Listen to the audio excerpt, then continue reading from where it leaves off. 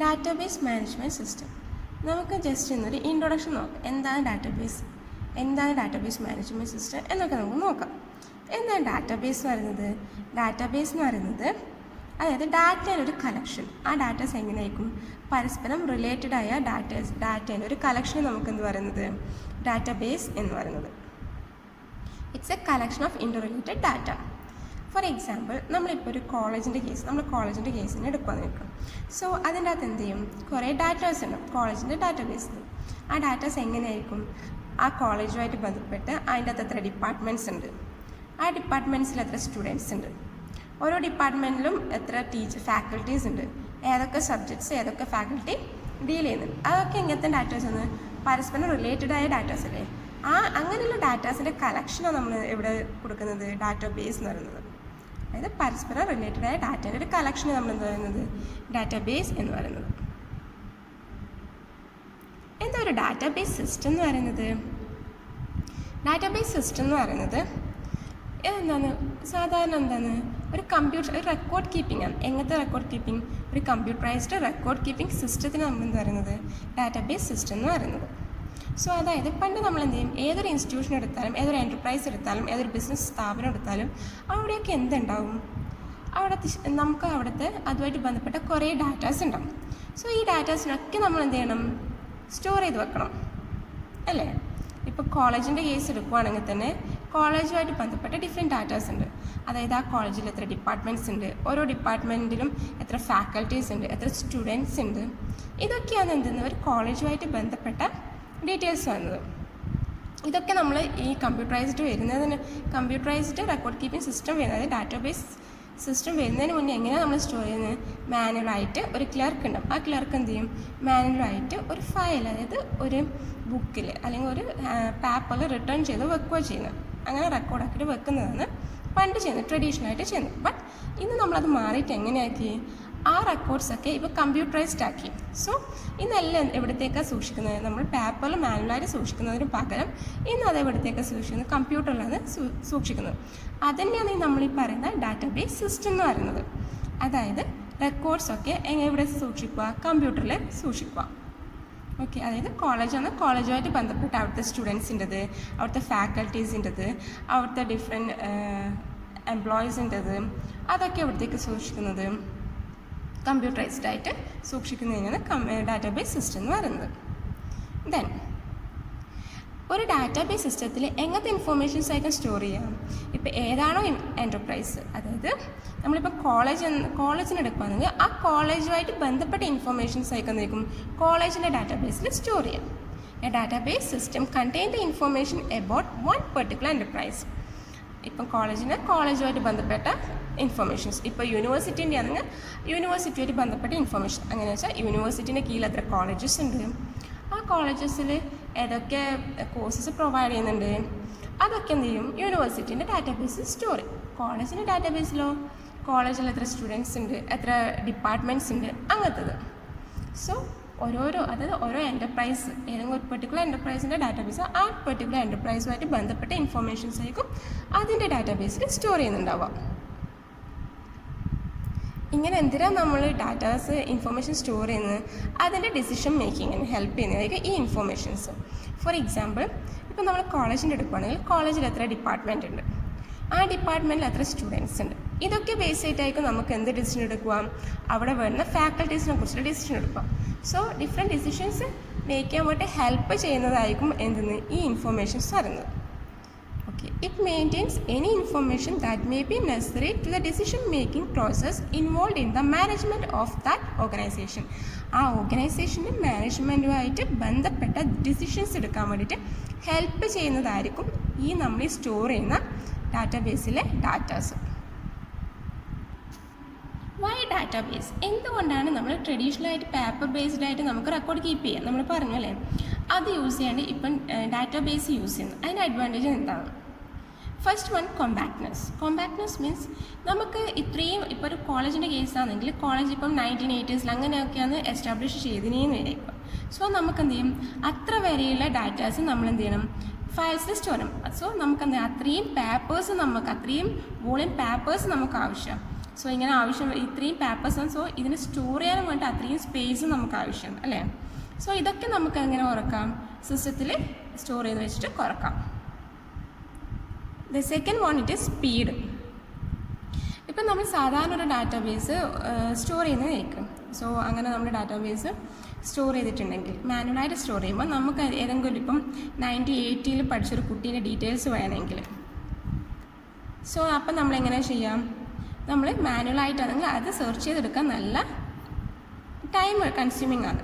But നമ്മൾ സിസ്റ്റത്തിൽ ഇതുപോലെ സ്റ്റോർ ചെയ്യുന്നത് നമുക്ക് ജസ്റ്റ് സെർച്ച് ചെയ്യാൻ ഓപ്ഷൻ ഉണ്ട്. സോ നമുക്ക് അതിൻ്റെ ഒരു ഡാറ്റയുടെ റിട്രീവും അപ്ഡേറ്റ് എല്ലാം ഫാസ്റ്റായിട്ട് നമുക്ക് ഇവിടെ ഡാറ്റാബേസ് സ്റ്റോർ ചെയ്യുന്നതുകൊണ്ട് നമുക്ക് ചെയ്യാൻ വേണ്ടി പറ്റും. സോ സ്പീഡ് അതിലൊരു അഡ്വാൻറ്റേജ് ആണ്. ഇനി ലെസ് ഡ്രഡ്ജറി മീൻസ് എന്താണ്, നമ്മൾ പറഞ്ഞ ഒത്തിരി ഫയൽസ് ഉണ്ടാവും അല്ലേ. ഇപ്പോൾ 1980 അല്ലെങ്കിൽ അതിന് മുന്നേ എസ്റ്റാബ്ലിഷ് ചെയ്ത ഒരു കോളേജോ അല്ലെങ്കിൽ ഒരു ഇൻസ്റ്റിറ്റ്യൂഷനോ ആണെങ്കിൽ അത്രയും പാട് ഫയൽസ് ഉണ്ടാവും നമ്മൾ കീപ്പ് ചെയ്ത്. ആ സാധാരണ കേസിൽ അത്രയും ഫയൽസ് നമുക്ക് ഹാൻഡിൽ ചെയ്യാന്ന് പറയുന്നത് ഭയങ്കര ബുദ്ധിമുട്ടുള്ള കാര്യമാണ്. സോ അത് നേരെ മറിച്ച് നമ്മൾ കമ്പ്യൂട്ടറൈസ്ഡ് ആക്കുമ്പോൾ മെക്കാനിക്കൽ നമുക്ക് അങ്ങനെ മെഷീൻസിൽ ഇത്രയും വലിയ ഡാറ്റാസ് ഹോൾഡ് ചെയ്യാൻ അത്ര ബുദ്ധിമുട്ടുണ്ടാവില്ല. സോ നമുക്ക് ഏറ്റവും ഈസി ആയിട്ട് എന്ത് ചെയ്യാൻ വേണ്ടി പറ്റും, ഫയൽസിനൊക്കെ ഹാൻഡിൽ ചെയ്യാൻ വേണ്ടി പറ്റും. ഇനി ഫോർത്ത് വൺ എന്നാണ് കറൻസി എന്ന് പറയുന്നത്. അതായത് നമുക്കിപ്പോൾ എന്തെങ്കിലും ഒരു ഡാറ്റാസ് നമുക്ക് റിട്രീവ് ചെയ്യണം, നമുക്ക് പെട്ടെന്ന് തന്നെ ഒരു ഡാറ്റാസ് ഈ ടൈമിൽ തന്നെ നമുക്കൊരു ഡാറ്റാസ് റിട്രീവ് ചെയ്യണം. നമ്മുടെ ഡിമാൻഡിനനുസരിച്ചൊരു ഡാറ്റ റിട്രീവ് ചെയ്യണമെങ്കിൽ നമുക്ക് ഈസി ആയിട്ട് ഒരു ഡാറ്റാബേസിൽ സ്റ്റോർ ചെയ്തിട്ടുണ്ടെങ്കിൽ നമുക്ക് ചെയ്യാൻ വേണ്ടി പറ്റും. ഓക്കെ, നമുക്ക് ജസ്റ്റ് സെർച്ച് ചെയ്യാൻ വേണ്ടിയിട്ടുള്ള കൊടുത്താൽ മതി. നേരെ മറിച്ച് നമ്മൾ സാധാരണ ട്രഡീഷണൽ ആയിട്ടുള്ള പേപ്പർ ഫയൽസിൽ കീപ്പ് ചെയ്യുന്നുണ്ട്, നമുക്ക് സെർച്ച് ചെയ്യാൻ തന്നെ ഒത്തിരി ടൈം വേണം. ഓക്കെ, അത് ഇതിൻ്റെ ഒരു അഡ്വാൻറ്റേജ്. മീൻസ് ട്രഡീഷണലായിട്ട് കമ്പയർ ചെയ്ത് നോക്കുമ്പോൾ ഡാറ്റാബേസിൻ്റെ ഒരു അഡ്വാൻറ്റേജ് ആണ്. That is accurate and up-to-date information is available on demand at any time. Advantages of database. ഒരു ഡാറ്റാബേസ് യൂസ് ചെയ്യുന്നതിനെ കൊണ്ട് നമുക്ക് കിട്ടുന്ന അഡ്വാൻറ്റേജസ് എന്തൊക്കെയാണെന്ന് നോക്കാം. ഇവിടെ ജസ്റ്റ് 6 അഡ്വാൻറ്റേജസ് നോട്ട് ചെയ്യണം. ഫസ്റ്റ് വൺ നമുക്ക് റെഡ്യൂസ് റിഡൻഡൻസി. എന്താ റിഡൻഡൻസി എന്ന് പറയുന്നത്? ഒരു ഡാറ്റേൻ്റെ ഡ്യൂപ്ലിക്കേഷനെയാണ് നമ്മൾ റിഡൻഡൻസി എന്ന് പറയുന്നത്. ഒരു എക്സാമ്പിൾ നോക്കുകയാണെങ്കിൽ ഒരു കോളേജിൻ്റെ കേസ് എടുക്കുന്നേ, ആ കോളേജിൽ എന്തൊക്കെ സ്റ്റുഡൻസ് ഉണ്ടാവും, ഡേ സ്കോളേഴ്സ് ആയ സ്റ്റുഡൻസ്, അതായത് ഡെയിലി വീട്ടിൽ പോയി വരുന്ന സ്റ്റുഡൻസ് ഉണ്ടാവും. അതുപോലെ തന്നെ എങ്ങനത്തെ സ്റ്റുഡൻസ് ഉണ്ടാവും, അവിടെ ഹോസ്റ്റലേഴ്സ് ആയ സ്റ്റുഡൻസ് ഉണ്ടാവും. സോ നമുക്ക് എന്ത് ചെയ്യണം, ഒരു കോളേജിൽ എന്തുണ്ടാവും, അവിടുത്തെ സ്റ്റുഡൻസ്, അതിൻ്റെ അകത്ത് ഹോസ്റ്റലേഴ്സിലായ സ്റ്റുഡൻസിൻ്റെ ഡീറ്റെയിൽസ് ഇവിടെ ഒരു കോളേജിൽ സ്റ്റോർ ചെയ്യും. സോ ഇതേ സംഭവം തന്നെ ഹോസ്റ്റലിൽ താമസിക്കുന്ന സ്റ്റുഡൻസിൻ്റെ ഡീറ്റെയിൽസ് എവിടെയും സ്റ്റോർ ചെയ്യണം, ഹോസ്റ്റലിൽ സ്റ്റോർ ചെയ്യണം. സോ അവിടെ എന്ത് ചെയ്തു, ഒരു ഡ്യൂപ്ലിക്കേഷൻ വന്നു. ഇങ്ങനെ നമ്മൾ അതുപോലെ തന്നെ ഇപ്പോൾ ലൈബ്രറീൻ്റെ കേസായാലും ഓരോ കേസായാലും നമുക്ക് എടുക്കുന്നതുണ്ടാവും.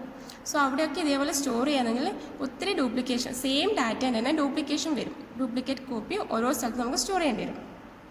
സോ ഇതുപോലെ നമ്മൾ ഡ്യൂപ്ലിക്കേഷൻ സ്റ്റോർ ചെയ്ത് ഇങ്ങനെ റിഡൻഡൻസി വന്നാൽ അതെന്തിന് കാരണം, ഡാറ്റേൻ്റെ ഇൻകൺസിസ്റ്റൻസിക്ക് കാരണം. ഇനി next one control data inconsistency. നമ്മൾ പറഞ്ഞു റിഡൻഡൻസി എന്തിന് കാരണമാകുന്നുണ്ട്, ഡാറ്റ ഇൻകൺസിസ്റ്റൻസിക്ക് കാരണം. എന്താണ് ഈ ഇൻകൺസിസ്റ്റൻസി എന്ന് പറഞ്ഞാൽ, അതായത് നമ്മളിപ്പം ഒരു ഹോസ്റ്റലിൽ താമസിക്കുന്ന സ്റ്റുഡൻസിൻ്റെ ഡീറ്റെയിൽസ് ഹോസ്റ്റലിലും കീപ്പ് ചെയ്തിട്ടുണ്ട്, ബാക്കി കോളേജിലും കീപ്പ് ചെയ്തിട്ടുണ്ട്. സോ നമ്മളിപ്പോൾ ഒരു സ്റ്റുഡൻറ്റിന് എന്തെങ്കിലും ഒരു ചേഞ്ച് നമ്മൾ അപ്ഡേഷൻ വരുത്തി, ആ അപ്ഡേഷൻ എവിടത്തേക്ക് വരുത്തിയിട്ടില്ല, ആ കോപ്പിയിൽ, അതായത് ഹോസ്റ്റലിൽ താമസിക്കുന്ന സ്റ്റുഡൻസിൻ്റെ ഫയൽ വരുത്തിയിട്ടില്ല. അപ്പോൾ 2 ഫയൽസിൽ ഇപ്പോൾ ഒരു സ്റ്റുഡൻറ്റിൻ്റെ എന്തെങ്കിലും അപ്ഡേഷൻ വരുത്തിയിട്ടുണ്ടെങ്കിൽ ഒന്നിൽ വരുത്തി മറ്റൊന്നിൽ വരുത്തിയിട്ടില്ല, ആ അപ്ഡേറ്റ് ചെയ്തിട്ടില്ല നമ്മൾ. സോ അതെന്താവും, ഡാറ്റേൻ്റെ ഇൻകൺസിസ്റ്റൻസിക്ക് കാരണം. സോ അതായത് ഒരു ഡാറ്റ, ഒരു സ്റ്റുഡൻറ്റിനെ കുറിച്ചുള്ള ഡാറ്റ ഹോസ്റ്റലിലും ഉണ്ടാവും, അതുപോലെ തന്നെ കോളേജിലും ഉണ്ടാവും. ഇപ്പം ലൈബ്രറിയിലാണ് ആ സ്റ്റുഡൻറ്റ്, ആ ലൈബ്രറിയിലും ഉണ്ടാവും. സോ നമ്മൾ എന്തെങ്കിലും അപ്ഡേഷൻ ഒരു സ്റ്റുഡൻറ്റിൻ്റെത് ഏതെങ്കിലും ഒരു ഇതിനകത്ത് വരുത്തി, ഇപ്പം കോളേജിലെ ഡാറ്റയിൽ നിന്ന് കോളേജിലെ ഡാറ്റയിൽ എന്തെങ്കിലും ഒരു അപ്ഡേഷൻ വരുത്തി. സോ നമ്മൾ എന്ത് ചെയ്തു, ഹോസ്റ്റലിലെ ആ അതേ സ്റ്റുഡൻറ്റിനും അതുപോലെ തന്നെ നമ്മൾ ലൈബ്രറിയിൽ ആ സ്റ്റുഡൻറ്റിൻ്റെ ഡീറ്റെയിൽസ് സ്റ്റോർ ചെയ്യുന്നു. അവിടെ നമുക്ക് എന്ത് ചെയ്തു, നമുക്ക് ഈ അപ്ഡേഷൻ, ഈ ചേഞ്ച് നമുക്ക് എന്ത് ചെയ്യാൻ പറ്റുന്നിട്ടില്ല, അപ്ലോഡ് ചെയ്യാൻ വേണ്ടി പറ്റിയിട്ടില്ല, ഈ അപ്ഡേഷൻ വരുത്താൻ വേണ്ടിയിട്ട് പറ്റിയിട്ടില്ല. സോ അവിടെ എന്ത് ചെയ്യും, സെയിം സ്റ്റുഡൻറ്റ് തന്നെ ആയിരിക്കും, ബട്ട് ആ സെയിം സ്റ്റുഡൻറ്റിൻ്റെ എന്തായിരിക്കും ഡാറ്റാസ് ഹോസ്റ്റലിലുള്ളതും കോളേജിലുള്ളതും അതുപോലെ ലൈബ്രറിയിലുള്ളതും 3 ഡിഫറെൻ്റ് ആയിരിക്കും. സോ അതിനെ നമ്മൾ എന്ത് പറയുന്നത് ഡാറ്റേൻ്റെ ഇൻകൺസിസ്റ്റൻസി എന്ന് പറയുന്നത്. ബട്ട് നമുക്ക് എന്ത് ചെയ്യണം, ഡാറ്റാബേസിൽ നമുക്ക് ഈ ഇൻകൺസിസ്റ്റൻസി ഇല്ലാണ്ട് ഈ റിഡൻഡൻസി ഈ ഇൻകൺസിസ്റ്റൻസി ഇല്ലാണ്ടാക്കാനുള്ള മെത്തേഡ് ഉണ്ട്. അതായത് ഡാറ്റാബേസിൻ്റെ കേസിലാണെങ്കിൽ നമ്മൾ ഏതെങ്കിലും ഇപ്പോൾ 2 എൻട്രീസ് ഉണ്ടെന്നെങ്കിൽ ഏതെങ്കിലും ഒരു എൻട്രിയിൽ നമ്മൾ എന്തെങ്കിലും ചേഞ്ച് വരുത്തിയിട്ടുണ്ടെങ്കിൽ ഓട്ടോമാറ്റിക്കലായിട്ട് ഇതിൻ്റെ അടുത്ത എൻട്രിയിൽ ആ ചേഞ്ച് റിഫ്ലക്റ്റ് ചെയ്യും. അതിനെ നമ്മൾ പ്രൊപ്പഗേഷൻ അപ്ഡേറ്റ് എന്ന് പറയും. ആ ഡാറ്റാബേസ് പ്രൊവൈഡ് ചെയ്ത് തരുന്നത് നമുക്ക്. പിന്നെ തേർഡ് വരുന്നത് ഷെയർഡ് ഡാറ്റ. ഇപ്പോൾ ഒരു ഡാറ്റ നമ്മളിപ്പം കോളേജിൽ ഇപ്പോൾ ഒരു സ്റ്റുഡൻസിനെ കുറിച്ചുള്ള ഡാറ്റാസ് സ്റ്റോർ ചെയ്ത് വെച്ചു. സോ ഈ ഡാറ്റാസ് തന്നെ നമുക്ക് വേറെ എവിടത്തേക്ക് യൂസ് ചെയ്യാം, ഹോസ്റ്റലിൽ താമസിക്കുന്ന സ്റ്റുഡൻസിൻ്റെ ഡീറ്റെയിൽസ് എടുക്കാൻ വേണ്ടിയിട്ട് ഇതേ ഡാറ്റാസ് നമുക്ക് യൂസ് ചെയ്യാം. സോ അതുപോലെ തന്നെ ലൈബ്രറിയിലും ഇതേ ഡാറ്റാസ് യൂസ് ചെയ്യാം. സോ ഒരു ഡാറ്റ നമ്മൾ സേവ് ചെയ്ത് വെച്ചാൽ ഈ സെയിം ഡാറ്റാസിനെ ഡിഫറെൻറ്റ് യൂസിന് വേണ്ടിയിട്ട് ഡിഫറെൻറ്റ് സ്ഥലത്ത് നമുക്ക് യൂസ് ചെയ്യാൻ വേണ്ടി പറ്റും. അതാണ് ഷെയർഡ് ഡാറ്റ എന്ന് പറയുന്നത്. ഫോർത്ത് വൺ എന്ന് പറയുന്നത് സ്റ്റാൻഡേർഡൈസ്ഡ് ഡാറ്റ. നമ്മൾ ഈ സ്റ്റോർ ചെയ്യുന്ന ഡാറ്റാസ് ചില സ്റ്റാൻഡേർഡ്സ് ഫോളോ ചെയ്യണം. ആ സ്റ്റാൻഡേർഡ്സ് ആര് ഇതാക്കുന്നതായിരിക്കും, ആ ഇൻസ്റ്റിറ്റ്യൂഷൻ പറയുന്ന ഒരു സ്റ്റാൻഡേർഡ് ഉണ്ടാവും എങ്ങനെയൊക്കെ ഡാറ്റ സ്റ്റോർ ചെയ്യും. ആ സ്റ്റാൻഡേർഡ് നമ്മൾ എന്ത് ചെയ്യണം, ഫോളോ ചെയ്തിരിക്കണം. Then fifth one secure data. Then വരുന്നത് അഞ്ചാമത്തെ സെക്യൂർ ഡാറ്റ. അതായത് ഒരു ഡാറ്റേൻ്റെ സെക്യൂരിറ്റി ഇത് എൻഷുർ ചെയ്യുന്നുണ്ട്. എങ്ങനെയാണെന്ന് വെച്ചാൽ ഇപ്പോൾ ഒരു ഡാറ്റാസ് ഉണ്ടാവും. ഇപ്പോൾ ഒരു കോളേജിൻ്റെ കേസ് എടുക്കുകയാണെങ്കിൽ സ്റ്റുഡൻസിന് ആക്സസിബിൾ ആയിട്ടുള്ള ഡാറ്റാസ് ഉണ്ടാവും. ദെൻ അവിടുത്തെ പ്രിൻസിപ്പാളിന് മാത്രം ആക്സസിബിൾ ആയിട്ടുള്ള ഡാറ്റാസ് ഉണ്ടാവും. സോ ഈ സെക്യൂരിറ്റി അത് എൻഷുർ ചെയ്യും.